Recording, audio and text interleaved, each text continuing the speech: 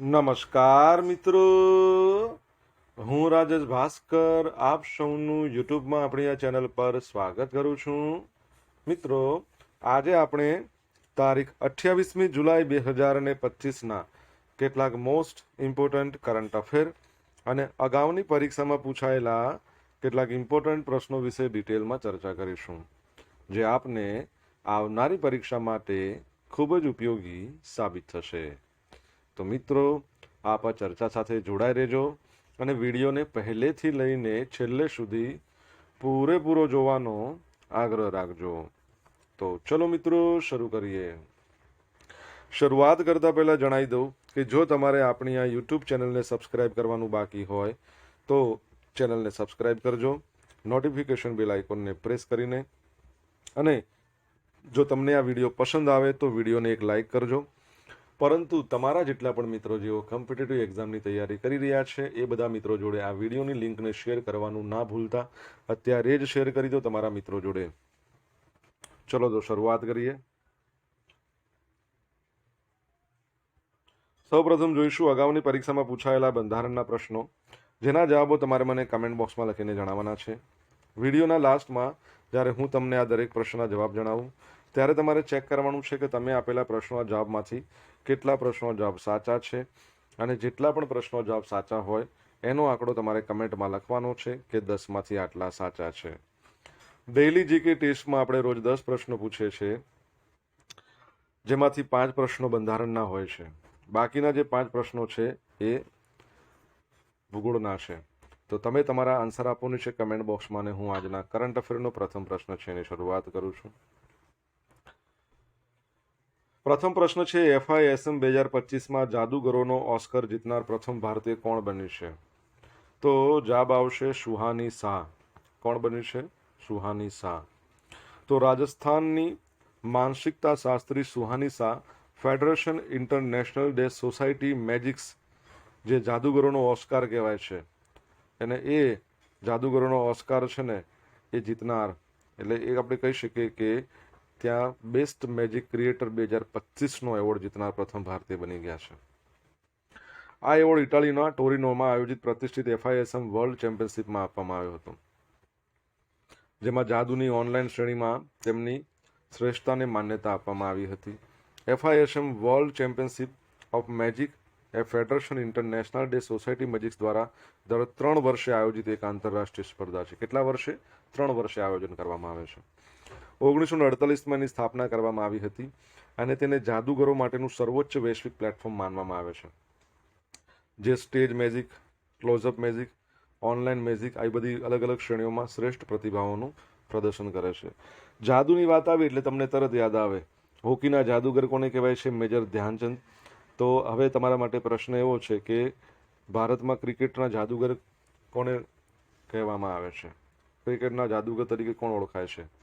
કમેન્ટમાં લખો આન્સર આવડતો હોય તો. દર વર્ષે વર્લ્ડ હિપેટાઇટિસ ડે ક્યારે ઉજવવામાં આવે છે? તો આજનો દિવસ એટલે કે 28મી જુલાઈ વર્લ્ડ હિપેટાઇટિસ ડે. તો હિપેટાઇટિસ વિશે જાગૃતિ ફેલાવવા માટે અને લોકોને હિપેટાઇટિસના વહેલા નિદાન, નિવારણ અને સારવાર માટે પ્રોત્સાહિત કરવા માટે દર વર્ષે આ દિવસ મનાવવામાં આવે છે 28મી જુલાઈના રોજ.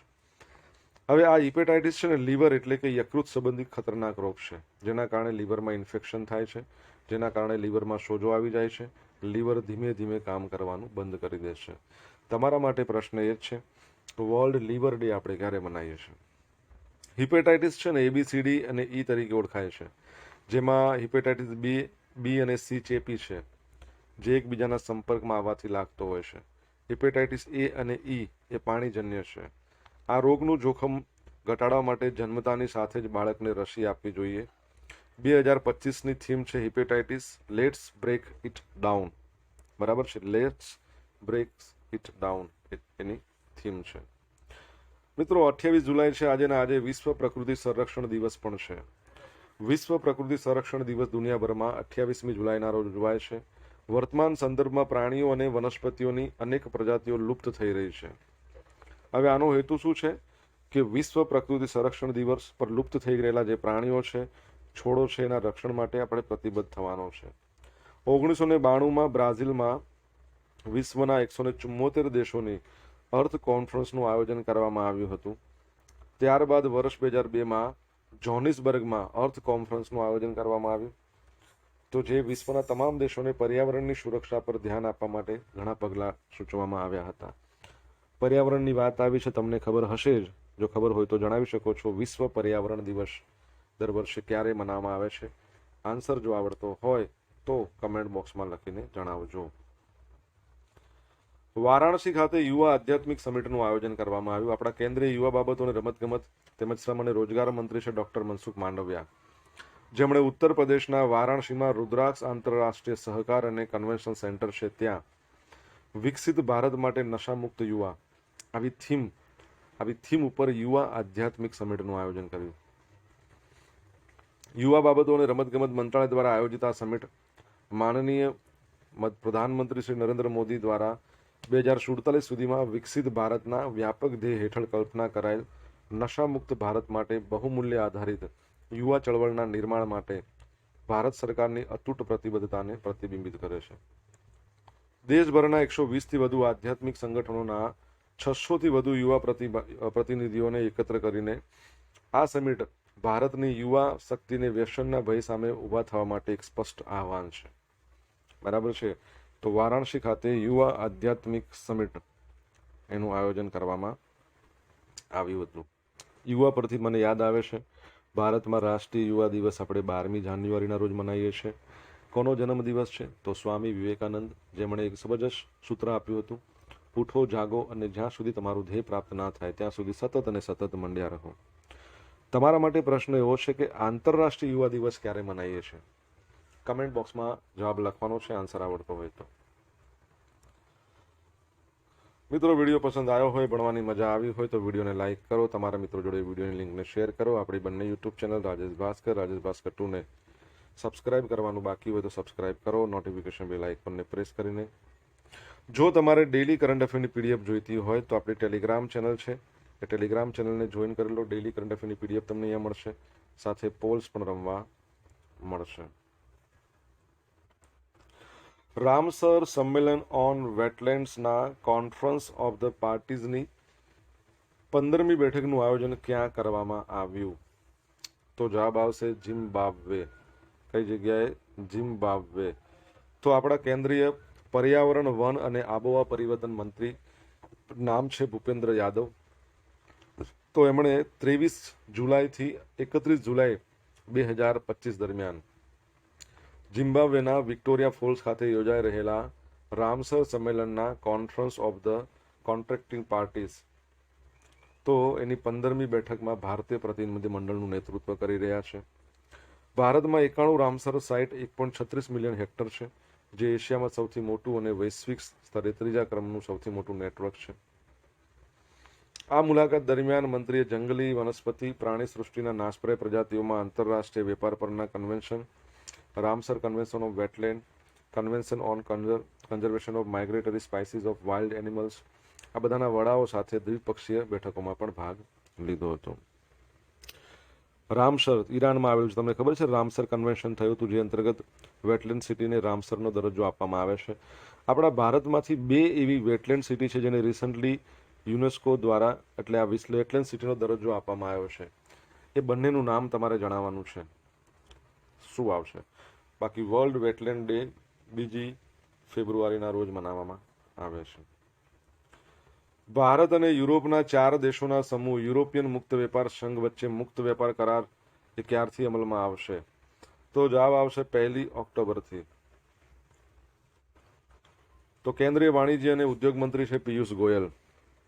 એમએસએમઈ મંત્રી છે, શું નામ છે એમનું? જીતનરામ માંઝી. ભારે ઉદ્યોગ મંત્રી છે એચડી કુમારસ્વામી. જો 3 અલગ અલગ પ્રકારના કેન્દ્રમાં મંત્રી છે. ઉદ્યોગ મંત્રી ખાલી પૂછે તો Piyush Goyal, micro small medium enterprise તો જીતનરામ માંઝી અને પેલા એચડી કુમારસ્વામી. તો પિયુષ ગોયલે જણાવ્યું કે ભારત અને યુરોપના 4 દેશોના સમૂહ યુરોપિયન મુક્ત વેપાર સંઘ વચ્ચે મુક્ત વેપાર કરાર 1 ઓક્ટોબરથી અમલમાં આવશે. હવે આ 4 જે વાત કરી યુરોપના દેશો, આઇસલેન્ડ, લિક્સટેન્સ્ટીન, નોર્વે અને સ્વિટ્ઝરલેન્ડ. પરીક્ષામાં નામ પૂછાઈ શકે છે. આઇસલેન્ડ, બરાબર છે, લિક્ટેન્સ્ટીન, નોર્વે અને સ્વિટ્ઝરલેન્ડ. એસોચેમ દ્વારા આયોજિત એક સત્રને સંબોધિત કરતા કેન્દ્રીય મંત્રીએ જણાવ્યું કે બંને પક્ષોએ ગયા વર્ષે 10મી માર્ચે વેપાર અને આર્થિક ભાગીદારી કરાર પર હસ્તાક્ષર કર્યા હતા. ચારે દેશોએ મુક્ત વેપાર કરારને બહાલી આપી છે. આ સમૂહે $100 અરબ રોકાણ કરવા માટે પ્રતિબદ્ધતા વ્યક્ત કરી છે. કરાર અમલમાં આવ્યાના 10 વર્ષમાં $50 અબજ અને આગામી 5 વર્ષમાં $50 અરબ રોકાણ કરવામાં આવશે. ભારતમાં આનાથી 10 લાખ સીધી નોકરીઓનું સર્જન થશે. બરાબર છે. તમને ખબર છે ક્વાડ દેશો પણ છે, જેમાં ભારત છે. ભારત સિવાય બીજા 3 દેશો કયા? ટોટલ ક્વાડની અંદર 4 દેશો છે. તમારે બાકીના 3 કહેવાના છે. ભારત સિંગાપોર સંયુક્ત લશ્કરી કવાયત બોલ્ડ કુરુક્ષેત્ર. ભારતીય સેના અને સિંગાપોરના સશસ્ત્ર દળો વચ્ચે સંયુક્ત લશ્કરી કવાયત બોલ્ડ કુરુક્ષેત્ર 2025 જોધપુરના રણ વિસ્તારમાં શરૂ થઈ ગઈ છે. આ કવાયત બંને દેશોની સેનાઓ વચ્ચે સંકલનને મજબૂત બનાવવા, લડાઈ વ્યૂહરચનાઓનું પરીક્ષણ કરવા, સંયુક્ત લડાઈ કૌશલ્ય સુધારવાના ઉદ્દેશથી આયોજિત કરવામાં આવી છે. અને આ કવાયત 30 જુલાઈ સુધી ચાલશે, જેમાં બંને સેનાઓ વિવિધ યુદ્ધ પરિસ્થિતિઓમાં તેમની ક્ષમતાઓનું પ્રદર્શન કરશે. સિંગાપોરની વાત કરી છે. તમને ખબર છે કે થોડા સમય પહેલા આપણે ભણ્યા હતા Henley passport index, Singapore number 1. સિંગાપોરનું ચાંગી ઇન્ટરનેશનલ એરપોર્ટ આખા વિશ્વમાં બેસ્ટ એરપોર્ટ. આપણે રિસન્ટલી સિમ્બેક્સ નામની એક કવાયત, બરાબર, એના વિશે ભણ્યા હતા કે આયોજન કરવામાં આવશે સિંગાપોરમાં. એ કેટલામાં નંબરની એની આવૃત્તિની આપણે વાત કરી હતી? તમને આન્સર આવડતો હોય તો કમેન્ટ બોક્સમાં લખીને જણાવી શકો છો. સોશિયલ મીડિયાના માધ્યમથી મારી જોડે તમે કનેક્ટ રહી શકો છો. ઇન્સ્ટા આઈડી છે મારું rajesh.i.bhaskar, મારું ફેસબુક આઈડી છે RI ભાસ્કર, અને ટેલિગ્રામ ચેનલ છે આપણી રાજેશ ભાસ્કર. હવે આ જે ટેલિગ્રામ ચેનલ છે ને, ત્યાં તમને ડેલી કરંટ અફેરની PDF મળશે. રોજે મળશે. રોજ એક પણ દિવસનો બ્રેક નહીં. તમને અહીંયા રોજ પોલ્સ પણ રમવા મળશે. એટલે PDF તો મળશે જ, તે પોલ્સ રમવા મળશે જે તમને પરીક્ષાની દ્રષ્ટિએ અગત્યના હોય એવા પ્રશ્નો હશે. તો ટેલિગ્રામ ચેનલ જો તમે જોઈન ના કરી હોય તો અત્યારે જ જોઈન કરી લો. બરાબર છે. આ ઉપરાંત તમને જો વિડીયો પસંદ આવ્યો છે તો બસ એક જ વખત લાઈક કરવાનું છે. વિડીયોને તમારા મિત્રો હોય, તમે જે તે સોશિયલ મીડિયા એપ્લિકેશન વાપરતા હોય એમાં તમે શેર કરી શકો છો. વોટ્સઅપ હોય, ઇન્સ્ટા છે, ફેસબુક છે, જે પણ. અને આપણી ચેનલ હજુ સુધી સબસ્ક્રાઇબ ના કરી હોય, રાજેશ ભાસ્કર નામની યુટ્યુબ ચેનલ, તો સબસ્ક્રાઇબ કરી દો, જેના પર તમે આ વિડીયો જોઈ રહ્યા છો. નોટિફિકેશન બેલ આઇકોનને પ્રેસ કરીને. વર્લ્ડ ફૂડ ઇન્ડિયાની ચોથી આવૃત્તિ 25 થી 28 સપ્ટેમ્બર 2025 દરમિયાન યોજાશે. પણ ક્યાં યોજાશે? અહીંયા લખવાનું રહી ગયું છે, ક્યાં યોજાશે. બરાબર છે. તો ક્યાં યોજાશે? નવી દિલ્હીમાં યોજાવાની છે. તો વર્લ્ડ ફૂડ ઇન્ડિયાની ચોથી આવૃત્તિ 25 થી 28 સપ્ટેમ્બર દરમિયાન નવી દિલ્હીમાં યોજાશે. 90 થી વધુ દેશોના સહભાગીઓ ચોથી આવૃત્તિમાં ભાગ લે તેવી અપેક્ષા છે. વર્લ્ડ ફૂડ ઇન્ડિયાનું આયોજન ખાદ્ય પ્રક્રિયા ઉદ્યોગ મંત્રાલય, ફૂડ પ્રોસેસિંગ મિનિસ્ટ્રી છે, જેના મંત્રી કોણ છે? ચિરાગ પાસવાન, એમના દ્વારા કરવામાં આવ્યું છે. અને ફૂડ ડિસ્ટ્રીબ્યુશન મિનિસ્ટર પૂછે તો પ્રહલાદ જોશી. બંને અલગ અલગ છે. Food processing Chirag Paswan, distribution તો પ્રહલાદ જોશી. પ્રહલાદ જોશીની પાસે ન્યૂ અને રિન્યુએબલ એનર્જી મંત્રાલય પણ છે, નવીન અને નવીનીકરણ ઉર્જા મંત્રાલય. હવે આમાં ઇન્ડિયા ટ્રેડ પ્રમોશન ઓર્ગેનાઇઝેશન સહ આયોજક છે. વર્લ્ડ ફૂડ ઇન્ડિયા 2025ની ચોથી આવૃત્તિના રાષ્ટ્રીય ભાગીદારો federation of Indian chambers of commerce and industry, એટલે ફિક્કી છે. ફિક્કીના પ્રેસિડેન્ટનું નામ તમારે મને કહેવાનું છે, તમને આવડતું હોય. અર્ન્સ્ટ એન્ડ યંગ ચોથા વર્લ્ડ ફૂડ ઇન્ડિયા 2025 માટે નોલેજ પાર્ટનર. અને આની થીમ શું છે? તો processing for prosperity. Processing for prosperity એની થીમ છે. બરાબર છે. પોર્ટુગલ સ્પોર્ટ્સ મીટમાં ભારતના મુરલી શ્રીશંકર છે, એમણે લાંબી કૂદનો ખિતાબ જીત્યો છે. તો પોર્ટુગલ સ્પોર્ટ્સ મીટમાં ભારતના મુરલી શ્રીશંકરે લાંબી કૂદ છે એનો ખિતાબ જીતી લીધો છે. એશિયન ગેમ્સમાં એમણે રજત ચંદ્રક લાવેલા છે. એમણે 7.75 મીટર લાંબી છલાંગ ભરી હતી. પોલેન્ડના પિયોટર ટોરોસ્કી બીજા નંબરે રહ્યા હતા. ઓસ્ટ્રેલિયાના ક્રિસ મિત્રબસ્કી એ ત્રીજા નંબરે રહ્યા હતા. તમને ખ્યાલ હોય તો આપણા ભારતના એક ઊંચી કૂદના પેરા એથ્લેટ્સ છે, જેમને 2024ના વર્ષમાં ખેલ રત્ન પુરસ્કાર આપવામાં આવ્યો હતો. ભારતમાં રમતગમતમાં આપવામાં આવતો સર્વોચ્ચ સન્માન છે પહેલા એનું નામ હતું રાજીવ ગાંધી ખેલ રત્ન પુરસ્કાર. 1991-92માં સૌ પ્રથમ વખત વિશ્વનાથ આનંદને મળ્યો હતો. 2024માં 4 લોકોને મળ્યો છે, એમાંના એક છે એ આ ઊંચી કૂદવાળા છે. બરાબર છે. હવે એનું નામ બદલીને શું કર્યું છે ખબર છે? આઈ થિંક 2021 પછીનું નામ બદલી દેવામાં આવ્યું, મેજર ધ્યાનચંદ ખેલ રત્ન પુરસ્કાર. ઓકે, હવે જોઈશું અગાઉની પરીક્ષામાં પૂછાયેલા બંધારણના પ્રશ્નો. પહેલો પ્રશ્ન, ચૂંટણી માટે રાજ્ય દ્વારા નાણાકીય સહાય મળવી જોઈએ એવી ભલામણ કઈ સમિતિએ કરી હતી? તો ઇન્દ્રજીત ગુપ્તા. ભારતના નિયંત્રક મહાલેખા પરીક્ષક રાજ્યના હિસાબોનો અહેવાલ કોને સાદર કરશે? તો રાજ્યપાલને. સંસદના બંને ગૃહ પૈકી કોઈ પણ સભ્ય પોતાનું સભ્યપદ ત્યારે ગુમાવે જ્યારે અન્ય દેશનું નાગરિકત્વ મેળવી લે. હા, ત્યારે બરાબર છે. તેને સક્ષમ દ્વારા અસ્થિર મગજનો જાહેર કરાય. હા, બરાબર છે. નામદાર કોર્ટ દ્વારા એને નાદાર જાહેર કર્યો ત્યારે આ કોઈ પણ સંજોગો હોય એમાં પોતાનું સભ્યપદ ગુમાવી દે. કોઈ પણ ગૃહ હોય, રાજ્યસભા હોય કે લોકસભા હોય. કોઈ પણ વ્યક્તિને ધર્મ, જાતિ કે ને કારણે નીચેના પૈકી કયા સ્થળે પ્રવેશ રોકી શકાય? દુકાન અને હોટલમાં ના રોકી શકાય, કૂવા પર પાણી ભરવા ના રોકી શકાય, જાહેર રસ્તાના ઉપયોગમાં ના રોકી શકાય. કોઈ પણ જગ્યાએ ગમે તે ધર્મનો, ગમે તે જાતિનો વ્યક્તિ આ જઈ શકે છે, કોઈ રોકી શકે નહીં.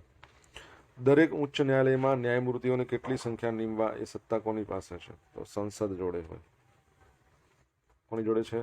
સંસદ પાસે. હવે મિત્રો જોઈશું અગાઉની પરીક્ષામાં પૂછાયેલા ભૂગોળના પ્રશ્નો. મરીન નેશનલ પાર્ક કયા ટાપુ પર આવેલો છે? મરીન તો પિરોટન. નીચે દર્શાવેલા કયા બે સ્થળોનું વચ્ચેનું અંતર સૌથી વધારે છે? સાપુતારાથી દ્વારકા. સંખેડા શાના માટે વખણાય છે? નોટ વપરાય, વખણાય છે. તો ફર્નિચર, સંખેડાનું ફર્નિચર. કાળો ડુંગર કયા જિલ્લામાં આવેલ છે? કાળો ડુંગર કચ્છમાં.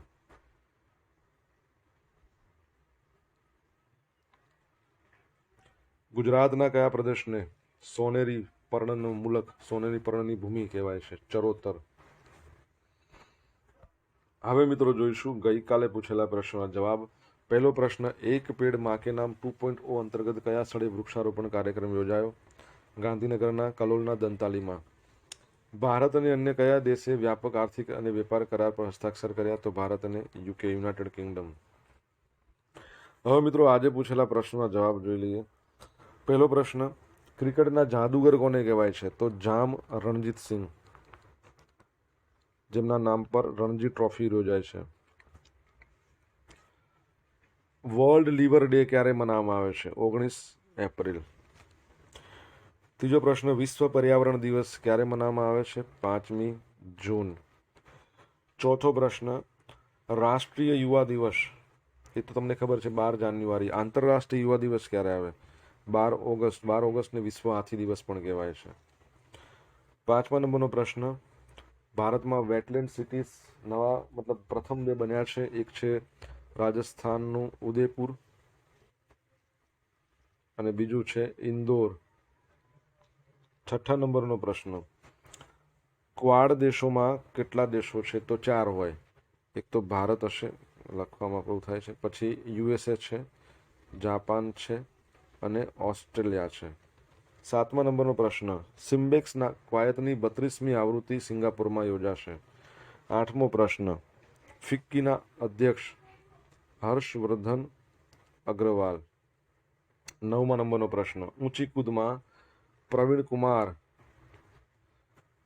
બરાબર, 2024માં ખેલ રત્ન પુરસ્કાર એમને મળ્યો હતો.